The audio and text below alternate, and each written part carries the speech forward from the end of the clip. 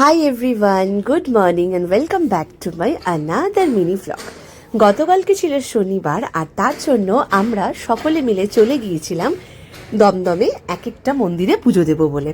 আসলে দমদমে অনেক ভালো ভালো মন্দির আছে আমরা জানি, তো ছোটবেলা থেকে সেই মন্দিরগুলোতে পুজো দিয়েও এসেছি। তো তার জন্য আর কি শাশুড়ি মা, আমার দিদি, তারপরে এদেরকে নিয়ে যাব বলে তার জন্য লঞ্চে উঠে পড়েছিলাম।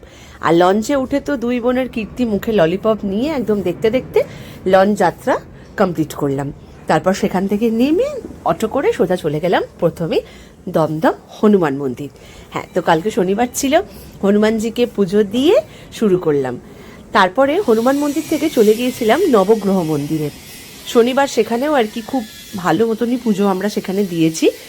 আর তারপর নবগ্রহ থেকে চলে গিয়েছিলাম আমরা বগলা মায়ের মন্দিরে। আসলে এই ধরনের পুজোগুলো আর কি বাকি ছিল, কারণ আমার মেয়ে হওয়ার জন্য সেখানে মানসিক ছিল, তো সেই জন্য আমরা সেই পুজোগুলো এক এক করে সেরে নিলাম।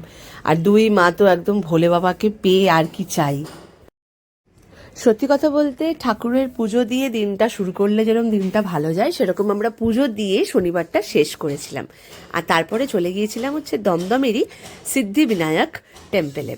আর এই যে আমি একটুখানি আমার রাধের সাথে ছবি তুলে নিচ্ছিলাম, কারণ রাধাকৃষ্ণ দেখেই আমি আর কি সেলফি নিয়েছিলাম। আর এই হলো সেই বগলা মায়ের মন্দির, মা বগলা।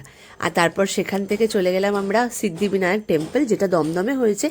যদিও আমার বাড়ির এখানে এত মন্দির আমি সেগুলো একটাও জানতাম না, তার কারণ হচ্ছে শ্বশুরবাড়ি হাওড়া এবং এখন আর এখানে আসা হয় না খুব একটা।